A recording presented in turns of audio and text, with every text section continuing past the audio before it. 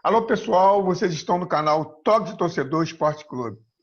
Meu nome é Newton Santos, sou repórter fotográfico profissional e hoje estou aqui à frente do canal. Peço a vocês que vocês possam se inscrever no canal, deixar seu like, seu joinha e também entrar em contato com a gente, que possamos também aqui estar falando com vocês, que vocês possam participar da resenha. Hoje eu estou aqui com dois tricolores chiques. Eles são chiques, todos dois. Estou aqui com o Miguel Pinho e estou aqui com o Felipe Duque. Os dois são educadores. Já sabe o nível dessa resenha, como é que vai ser, né? Já sabe o nível. Esse time é chique. Esse time vitória de Fluminense é chique, cara. Então, ó, eu começo perguntando a vocês. Cada um pode responder. Quando um acabar, o outro vai e responde. Fluminense hoje, do jeito que está indo, tem condições de alcançar uma Libertadores sem, assim, com os próprios rendimentos do time, tu acha que eles conseguem alcançar uma Libertadores? Que já está em sexto lugar, né? Eu acho, na Fluminense. Isso. Começa Vou aí, começar Felipe. depois. Tá. Não, então, o time tem algo ruim que aconteceu, mas de certa forma ajuda, né? Que é a eliminação de duas competições, que eram mata-mata, tanto a Sul-Americana quanto a Copa do Brasil. Então, hoje o Fluminense está integralmente voltado para o brasileiro. E a tabela agora, nas próximas rodadas, até janeiro, não sei se pega fevereiro também, o Fluminense só vai jogar os finais de semana. Então tem É um muito tempo bom. Muito bom. para recuperar, né, fazer aquela regeneração e tudo mais. O nível do Campeonato Brasileiro hoje ele está muito baixo, né? Então, assim, embora eu não sou muito entusiasta do Dair, né? O Miguel, a gente até discorda muito em relação a isso, mas eu creio que dê para o Fluminense beliscar na pior das hipóteses, uma pré-Libertadores. Pô, legal. Eu acho que a gente tem um time mediano, né? O time do Fluminense é um elenco que, tirando ali aquele trio que se destacou, né? Inter, Galo e Flamengo, né? Que já estão um pouco acima dos demais, já com 30 e Verdade. poucos pontos. Tá no páreo ali, né? Daquele bloco de uns 6 que estão ali na frente, né? Ele tá no mesmo nível, eu acho. Mesmo com deficiências técnicas. Eu vi quase todos os jogos do Fluminense no Brasileiro e pressão, assim, baile, o Fluminense só tomou do Flamengo e aquele segundo tempo contra o São Paulo. Né? O segundo tempo do São Paulo foi um baile do São Paulo e aquele jogo do Flamengo foi 2-1, mas o Flamengo jogou muito mais, né? Então aquele jogo precisa dar uma goleada, né?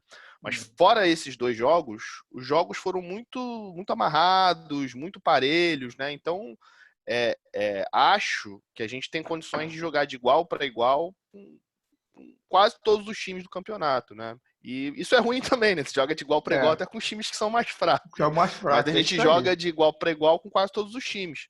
E o rendimento até aqui é um rendimento razoável, né? Um rendimento até acima do esperado. Se me perguntasse se na 17ª rodada o Fluminense ia estar em sexto esse ano, eu achava que era pouco provável, né? É verdade, é Mas verdade. eu acho que o rendimento está um pouco acima, mas eu até comentei com as pessoas, até comentei com o Felipe antes do brasileiro começar, né? Eu falei, olha, o Fluminense tem time para ficar entre o oitavo e 12º. É um time ali exatamente no meio da tabela, aquela zona da Sul-Americana. Mas tem, mesmo com todos os problemas, né, o time, enfim, entrega jogos que estavam ganhos e tal, tem tido um rendimento um pouco acima do esperado, até porque o campeonato, como o Felipe disse, tá bem nivelado por baixo, mas eu acho que isso já é uma geral do brasileiro, né? O brasileiro é um campeonato nivelado por baixo porque os times são fracos, né? É verdade. Agora uma pergunta que eu faço a vocês. Tu acha que o time do Fluminense é muito dependente do Nenê? Posso começar isso aí, então? Pode falar. Eu acho que o Nenê é um cara que tem dado resultado, ele é um cara que tem qualidades, acho que a gente não pode dizer aqui que o Nenê é um jogador horrível, que não serve pro Fluminense e tal. Ele tem qualidade, ele bate bem na bola, ele é um jogador inteligente, Isso é verdade. ele tem uma habilidade dessa da bola parada, né, de cobrança de falta, cobrança de pênalti, não errou nenhum pênalti até agora, né, então ele já fez 5 gols de pênalti nesse brasileiro, né, isso decide uma partida. Mas eu acho que ele exige condições muito específicas para ele render. Então, para você ter o Nenê, que é um cara que não ocupa o campo, é um cara que fica mais parado ali na frente, que não tem aquele pique, você precisa ter jogadores mais rápidos, tanto na frente quanto no meio. E o Fluminense nem sempre tem essas opções, ou nem sempre as opções são escolhidas quando você coloca o Nenê. Então, ele é um cara que o time acaba dependendo dele, porque só as bolas de bola parada vão funcionar, porque a bola rolando mesmo, o time fica com mais dificuldade, porque ele acaba prendendo demais a bola, acaba não tendo espaço. E para mim, que para mim deveria ser uma das maiores características do Odair, que é um sistema defensivo bem sólido, quando você tem um cara que nem o Nenê, o time perde poder de marcação, né? Porque ele não vai dar aquele combate ali naquela primeira bola e tal. Então eu acho que ele é um cara que contribui, mas eu tenho achado que é exagerado esse papel que a mídia, que até parte da torcida vem dando à função do Nenê. O Nenê podia ajudar muito mais jogando só um tempo, jogando a partir dos 20 do segundo tempo, não ficando tanto assim. Eu fico desesperado quando eu vejo o Nenê 90 minutos em campo, né? É um negócio que eu fico meio desesperado. Porque no finalzinho ele já fica se arrastando, né? Engraçado isso, né? Porque, 39 anos, né? Porque também, Miguel, e também é o seguinte, que ele é muito fominha, cara. Você vê que o Nenê é um jogador que pouco se machuca e ele quer estar sempre jogando, cara. E ele é tão habilidoso, ele é muito abusado, cara, porque ele é habilidoso, cara. Ele sabe o que faz com a bola. E ele acaba retendo a bola até por causa da habilidade dele, né? Ele, inclusive, assim, acho que esse ponto que o Miguel levantou é importante, porque ele é um jogo, acho que se utilizasse ele um tempo, né, não precisava jogar o jogo inteiro, então se poupasse ele de algumas partidas, porque nem todas que ele não, por exemplo, o Fluminense Atlético Paranaense não jogou. E o Fluminense foi muito bem, ganhou a partida. Né? Essa contra o Atlético Mineiro, o Nenê não jogou. O Atlético Mineiro é um dos favoritos ao título. E o Fluminense jogou muito bem. Né? E o problema é que o Odair, o esquema do Odair é o esquema reativo, né? Daquela coisa contra-ataque rápido. E o Nenê, grande parte das vezes, ele mata os contra-ataques. Ele pega a bola e joga ali para a lateral e fica penteando, enfim, mata. Então, assim, eu acho que ele tem essa função, assim, não dá para jogar tudo, né, jogar a criança fora junto com a banheira, como falo, mas eu acho que ele poderia jogar um tempo, né? E talvez contra times que não tem tanta potência, vamos colocar, ele também rende muito legal. Foi um jogo contra o Figueirense na Copa do Brasil que ele fez aquele hat-trick, né? Que aí ele é um cara decisivo. Agora, uma pergunta assim, engraçado que o Felipe tocou no assunto que eu queria perguntar a vocês. Cara, eu vi um Fluminense contra o Atlético Paranaense, um Fluminense que subiu a linha, marcou o Atlético mais lá em cima, o Atlético tem o costume de sair jogando, né? Que ele sai jogando, até o goleiro realmente sai jogando, e ele marcou lá em cima, e quando ele foi atacado, ele saía rápido para o contra-ataque e foi. Cara, eu nunca vi o Fluminense daquela maneira. Eu não sei se vocês viram a mesma coisa. Cara, o Fluminense daquela maneira me surpreendeu. Sem Nenê, sem Fred, botou os garotos jogaram. O Luiz Henrique, né, é uma revelação desse ano, né? Acho que um achado aí desse ano. Miguel, é um cara. Eu vou te perguntar, eu vou perguntar a vocês sobre esse garoto, que esse garoto, para mim, é o seguinte: é bom de bola. O Luiz Henrique, ele tem velocidade e habilidade, né, técnica, né? Um cara que sabe dominar a bola, sabe ultrapassar, sabe segurar a bola. Por enquanto, as oportunidades que ele teve de finalização, né, a gente não viu ainda, porque caíram na perna errada, enfim. A gente tem que ver ainda como é que é a capacidade dele de finalizar. Mas para um jogador que joga de lado, né, ainda tem o fato que ele é alto, né, ele fez um gol de cabeça nesse jogo, agora que passou. é um jogador que pode contribuir muito, né? Acho que ele tem um potencial, jogou acho que 4 ou 5 jogos oficiais com o clube, né? Acho que tem um potencial de ser a nova revelação para o ano que vem, né? Espero que o Fluminense não venda ele no final do ano, né? Que ele consiga Miguel, com certeza deixar vai o cara embora. maturar mais um ano, né? Para fazer uma boa venda, né? Ele já Mas sobre a foi linha, né? até... Você tinha comentado sobre subir as linhas e tal. Pode falar. Pode falar, Miguel. Pode falar, Miguel. Felipe? Ah, é? Sobre a questão de subir as linhas, né? Eu acho que é o que o Felipe exatamente comentou no outro jogo. Se você tem um estilo mais defensivo, né? E eu sou um cara que sou fã de futebol defensivo, né? Eu gosto de ver a Itália jogar, sou fã do Muricy Ramalho. Rapaz, para mim, ganhar de 6-0, eu sou fã do Muricy Ball, é isso, né? Mas você tem que ter coerência, né? Se você joga um futebol assim, você tem que ter alguma jogada para matar o jogo, né? É isso aí. Então, o time precisa morder, né? O time precisa marcar mais forte. O que que eu divirjo muito debatendo com o Felipe, às vezes, né, conversando com ele, é que eu acho que o problema do Fluminense não é que ele cria pouco, é que ele sofre muitos gols, né? Porque se a gente tem um técnico mais defensivo, o time não pode sofrer um gol por jogo. A média do Fluminense é 1,2, sei lá, por jogo. Então, quase todo jogo o Fluminense toma um gol. Então, a gente precisa, na verdade, equacionar essa questão da defesa. E aí, se é aquilo, né? O Fluminense faz gols achados. Se você fizer um gol achado e for 1-0 o jogo, tá ótimo, né? Esse gol que ele marcou no final do jogo... Esse gol que ele marcou no final do jogo contra o Ceará, meu irmão, tem que ser isso mesmo, acabou. Podia ter sido o gol da vitória. Podia ter sido um gol da vitória. Numa partida ruim, podia ter sido um gol da vitória se você não tivesse tomado 2 gols, né? Então, eu acho que é um pouco por aí. A gente precisa garantir que esses jogadores da frente sejam mais rápidos, até para eles conseguirem dar esse combate, né? E dar mais, como é que eu posso falar? Mais corpo para a defesa. E até para quando for sair numa jogada de contra-ataque, não depender só da bola parada para fazer gol, né? Você tem um contra-ataque, um 4 contra 3, um 3 contra 3, né? E conseguir fazer uma boa jogada. Certo. E aí, Felipe? O Fluminense hoje ele é muito dependente dos medalhões, né? Assim, não dependência objetiva, mas de certa forma isso acaba impactando também na escalação do time. Então você vê, por exemplo, o Hudson, o Nenê, eles acabam jogando partidas inteiras mesmo se arrastando em campo, né? Essa partida última contra o Ceará, para mim foi até uma grata surpresa. O Fluminense começou bem a partida, atacando pesado, né? Fez aquele gol com o cruzamento do Danilo Barcelos, o Luiz Henrique cabecear, e depois o time recuou. Mas, com todos os poréns, eu achei interessante que o Odair foi corajoso no segundo tempo, né? Ele tirou o Nenê e tirou o Hudson, que são assim, jogadores meio convencionados, né? Pelos bastidores ali. O Caio Paulista, o Ganso entrou muito bem, e o Fluminense conseguiu achar... de certa forma, já estava um pouco tensionando e conseguiu encontrar aquele gol.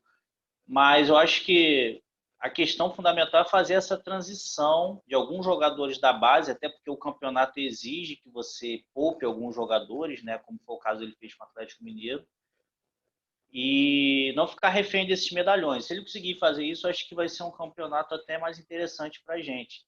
O Luiz Henrique é uma promessa, mas tem muitos outros vindo aí. Tem um Kennedy, né, que ainda, lógico, não está preparado para começar no profissional, mas é um garoto que está metendo gol a rodo aí nas divisões de base e, por sorte, o Fluminense já renovou com ele até 2024. Então, a fábrica de Xerém ela é muito produtiva, né, em relação a esses muito meninos. próspera, né? É muito próspera aquela fábrica de Xerém, né, cara? Como realmente revelam jogadores naquela fábrica. Cara, é impressionante, é impressionante. Cara, esse garoto Luiz Henrique, para mim, cara, eu vejo esse garoto jogar, cara, ele é de uma qualidade, esse garoto. Aí eu fico vendo os italianos vindo aqui atrás do Marcos Paulo. É porque estão vindo atrás do Marcos Paulo porque não viram o Luiz Henrique jogar. No momento que vê o Luiz Henrique, vai vir em cima dele, porque esse garoto tem futuro, porque sabe jogar. É impressionante. Agora, vou perguntar uma coisa a vocês. Cara, vocês realmente estão numa marra, cara. Vocês estão cheios de tática, cheios de coisa. Cara, eu vi esse Fluminense jogando contra o Atlético. Cara, eu não sou tricolor. Eu não sou tricolor. Eu sou um apaixonado de futebol. Eu não sou tricolor. Eu sou vascaíno, que meu time toma pancada de todo mundo. Mas eu sou vascaíno. Mas eu gosto muito de futebol, porque foi minha vida, profissional trabalhando e você passa a não torcer mais. Mas, rapaz, eu vou te falar. O time do Fluminense, para mim, é uma surpresa, tá nessa colocação. Porque, como acho que falou, foi o Miguel, no começo do campeonato, a gente não imaginava isso. No Fluminense nessa posição. Cara, e vocês estão bem, cara. Vocês estão bem. Cara, estão jogando bem. Tirando aquele mole do lado do Digão, né? Cara, tirando aquele mole, cara, vocês estão com o time até certinho, cara. O meio-campo, aquele garoto que veio do Santa Catarina lá, um baixinho, que, cara, como marca. É impressionante. É impressionante. Ninguém percebe. Mas vai lá, tira a bola, marca, toca, pá. Cara, vocês estão muito bem.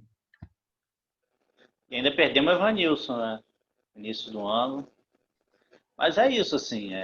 Conversando com o Miguel no início do ano, acho que o medo maior é o rebaixamento. Mesmo que aconteça um cataclismo, o Fluminense caia consideravelmente no segundo turno, eu acho que já criou uma gordura suficiente para segurar qualquer possibilidade. Até porque agora os times da parte de cima, que é Flamengo, Palmeiras, Inter, etc. e tal, estão em competições Libertadores e por aí vai. E ainda tem Copa do Brasil, enfim. Então esses times vão ter que começar a poupar também. Então é possível que o Fluminense ou mantenha nessa coisa, empata uma, ganha duas, perde uma, ou então ambicione coisas até maiores dentro do campeonato. Não digo ser campeão, mas fazer uma classificação para Libertadores direto, né? Sem a pré-Libertadores. Eu também vejo isso também, o Felipe. Não sei, cara. O Fluminense está me passando uma firmeza, cara. Porque o time está pegando, mesmo com os atrapalhados que o Odair faz, que eu acho ele retranqueiro, o Miguel gosta. Eu não posso falar não que o Miguel gosta. Eu não posso falar não. O Miguel gosta. Eu não posso falar do mas o Odair, eu queria que ele visse o jogo que ele fez. Que eu tô traumatizado, Nilton. Se ele visse o replay do jogo que ele fez. Eu fiquei ano passado com o Diniz maluco, atacando todo mundo, tomando gol do Avaí. Eu tô traumatizado, cara. Eu tô traumatizado. Eu vejo o retranqueiro, eu fico até emocionado. Ó, o Miguel Felipe. Eu vejo um cara que escala. Antes eu jogava com um volante, aí vem um cara com 3 volantes, eu fico com o coração palpitando. Eu falo, caraca, é isso? Que esquema maravilhoso! Ó, eu vejo, se bota 3 zagueiros, eu até choro. Ó, se ele visse o primeiro tempo, ou daí visse o primeiro tempo, que o time dele fez com o Atlético Mineiro, cara, se ele adotasse aquilo, o Fluminense ia chegar muito rápido lá em cima, cara. Cara, o Fluminense para mim foi a surpresa ali. Tomou conta do jogo, jogou pra caramba. Meu irmão, impressionante. Eu fiquei bobo com aquele time ali, cara. E fiquei aqui em casa torcendo, porque me impressionou. Fiquei torcendo, parecia que eu era tricolor. Agora, fica só o negócio. Eu acho que as 2 principais partidas do ano foi aquela final da Taça Rio com o Flamengo, né? Acho que o time jogou bem, foi um jogo pegado. Né, foi assim, aquele tipo, marcou firme, né? Conseguiu marcar com intensidade o Flamengo durante 90 minutos e avançou e tal. Acho que esse jogo com o Galo, que não foi uma vitória, foi um empate, né? Mas foi um jogo que a gente podia até ter perdido, né? O Galo, o Muriel fez 2 defesas milagrosas ali, né? Mas que o Fluminense também podia ter vencido, porque a gente teve umas 3 chances de gol ali. O empate foi... O próprio Luiz Henrique, inclusive, limpou uma bola e a bola caiu no pé direito dele. Ele bateu por cima. E fez uma limpada de jogada belíssima. O zagueiro saiu do lance, ele bateu mal na bola.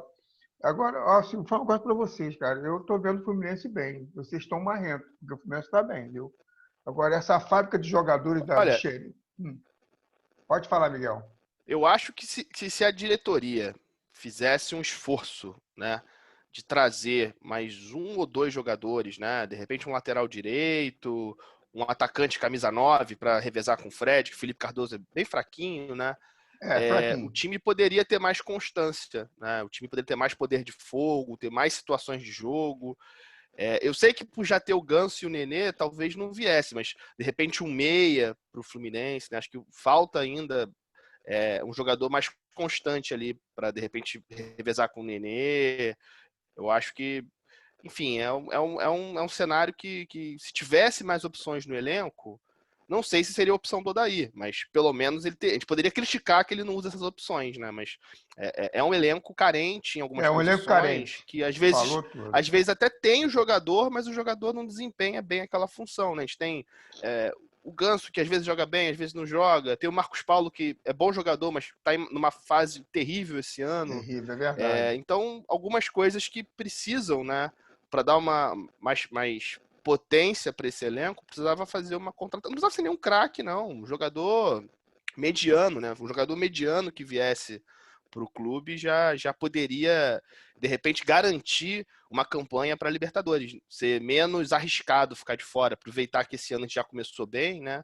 E fazer esse esforço financeiro, que eu acho que não vai ser uma jogada de risco, né? Um esforço mínimo, assim, calculado, né? Porque quando você vai para a Libertadores, você tem mais dinheiro de televisão, tem mais chance de ter um patrocínio. Ano que vem vai ter bilheteria de volta, né? Vai ter torcida, então a torcida fica empolgada para fazer sócio torcedor. Então, uma série de coisas que podem acontecer, virar uma chave, se você vai para a Libertadores, né? O torcedor brasileiro tem muito isso, né? Ele gosta muito de jogar Libertadores, né? Por mais que às vezes não tenha muita esperança de que possa ganhar e tal, mas que pelo menos o time jogue, né? Vê o caso do Botafogo, né? Que há 2 anos atrás, sei lá, jogou a Libertadores, a torcida ficou super empolgada, né? Mas é legal, né, É cara? isso. Pô, ver seu É time na isso, Libertadores né? é legal. E aí, Felipe?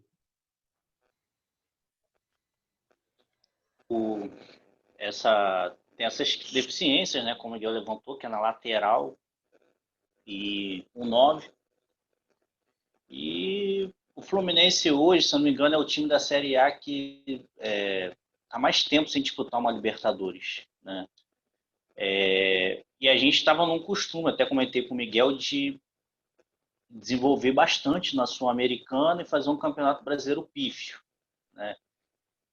Porque o Fluminense tomou como os últimos presidentes, né, tomaram como plataforma ganhar a Sul-Americana, porque tem aquela coisa, o Fluminense não tem nenhum título a nível continental na história, então tem esse peso muito forte, né? E a torcida acaba ficando muito exigente. Esse ano a torcida tá muito exigente com o Fluminense, porque a gente está desde 2013, né, que teve aquele problema com a Portuguesa e tal, que o Fluminense veio lutando para não cair, né? Todo campeonato é isso.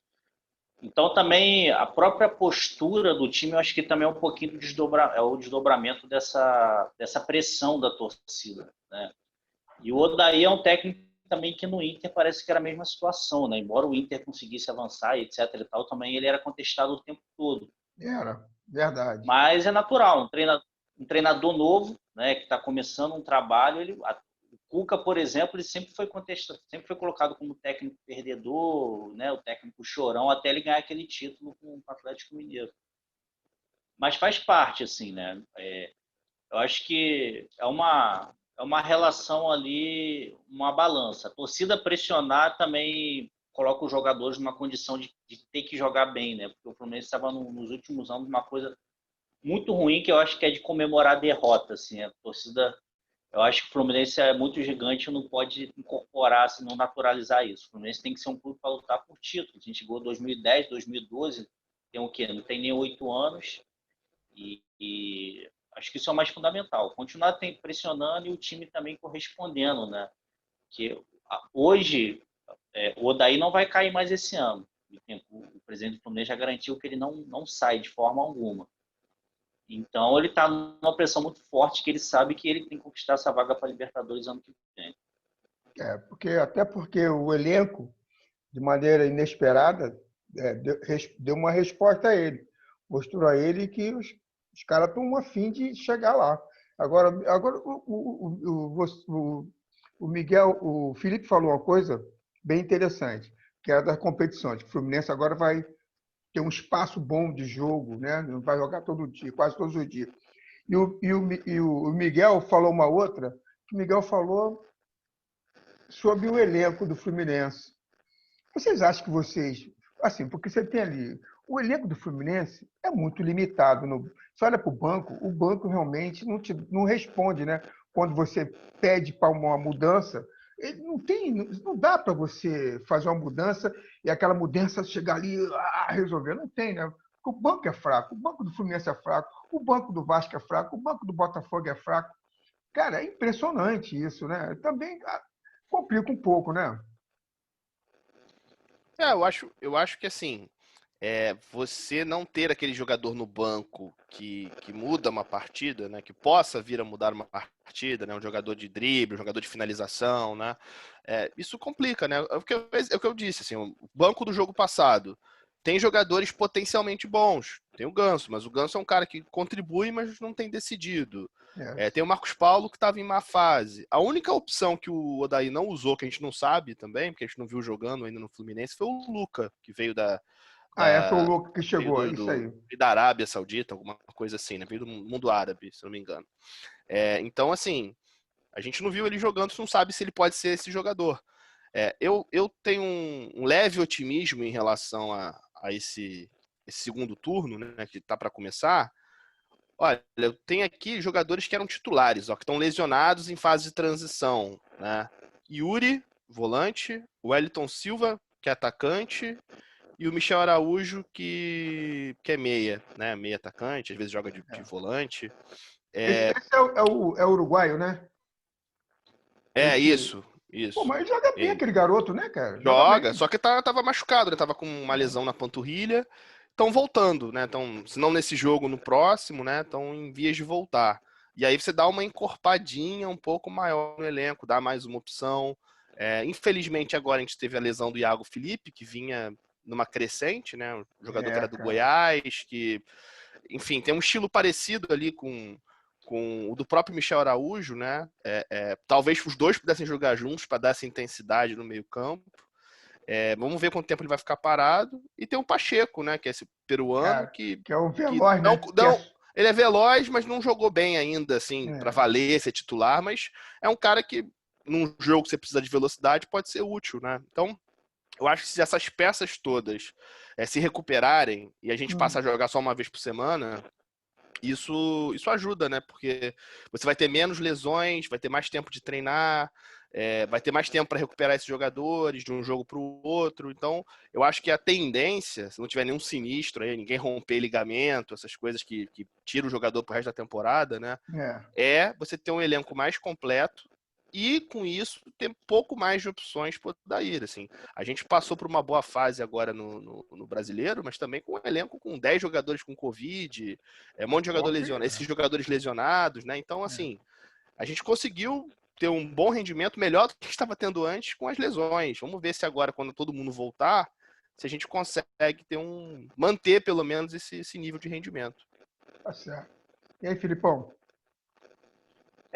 A montagem do elenco, ela foi muito aleatória, assim, né, vamos colocar. E não trabalhou com prognósticos, né, de possíveis jogadores que poderiam estar saindo. Por exemplo, o Evanilson é o caso mais evidente. Mas teve o caso do Gilberto, por exemplo, né, que era titularíssimo da lateral direita, e aí surge essa proposta lá, o Jorge Jesus leva ele, o Fluminense até hoje está sem um lateral direito. Aquele menino Calegari, ele estava atuando de forma... Estava quebrando um galho, né, que ele é volante, e o Julião é um jogador extremamente limitado. Assim. E, em contrapartida, você teve a contratação de alguns jogadores, como, por exemplo, o Egídio, que é um Cara, que jogador... desastre. Esse É Egito é um um jogador... desastre. Pelo amor Ele de é Deus. muito ruim. Final de carreira, né? Um jogador que... E outros também que são contestáveis, né? Que é o caso do Hudson, que eu acho que é um jogador que ele tem qualidade quando ele está com a bola no pé, mas é um jogador muito lento. Ele faz muita falta boba em frente à grande área. O jogo contra o Vasco mesmo, que foi aquele gol se não me engano, do Bruno, do Thales Magno, né? Foi ele que começa a jogada fazendo. Ele entrou já no segundo tempo, já faz a falta. contra o União La Calera também, enfim. E algumas figuras assim que foram contratações de supetão, né, que não deram certo. O próprio Felipe Cardoso, ele ia ser dispensado, né, porque é um jogador que mostrou limitações, mas com a venda do Evanilson resolveram continuar com ele. Isso mostra que não teve um planejamento prévio do que se pretendia para o elenco, né? E o próprio presidente falou, caso o Fluminense estivesse no processo de rebaixamento, que ele tinha deixado uma gordura para usar.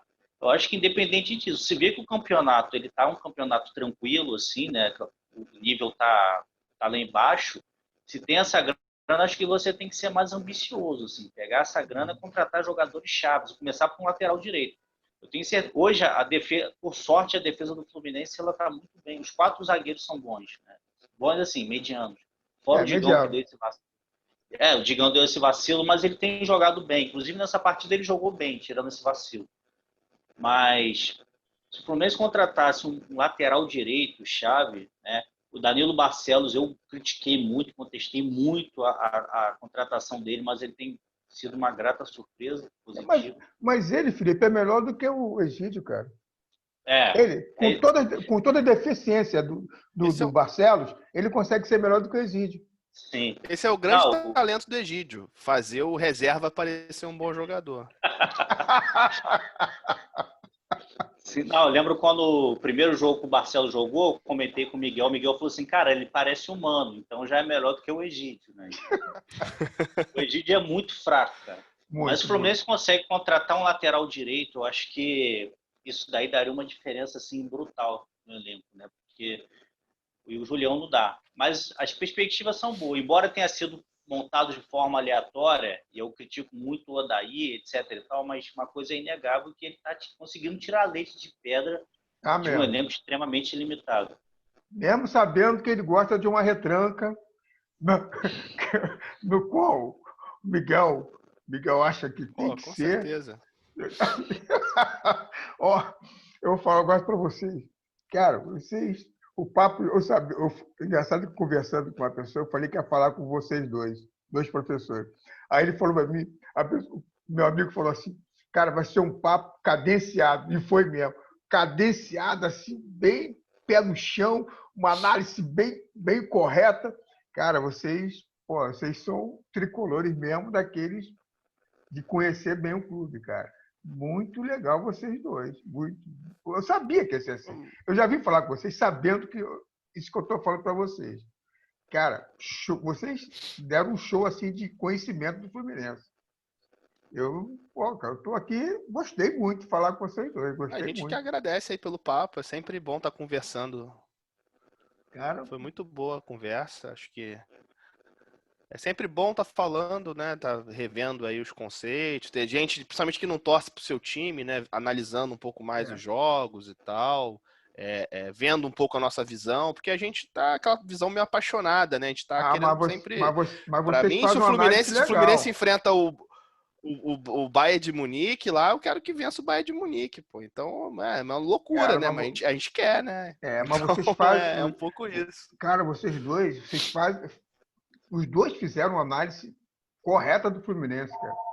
Isso que agora o Felipe falou das contratações de meio sem ter uma profundidade, isso realmente ele falou a coisa muito certa, é verdade.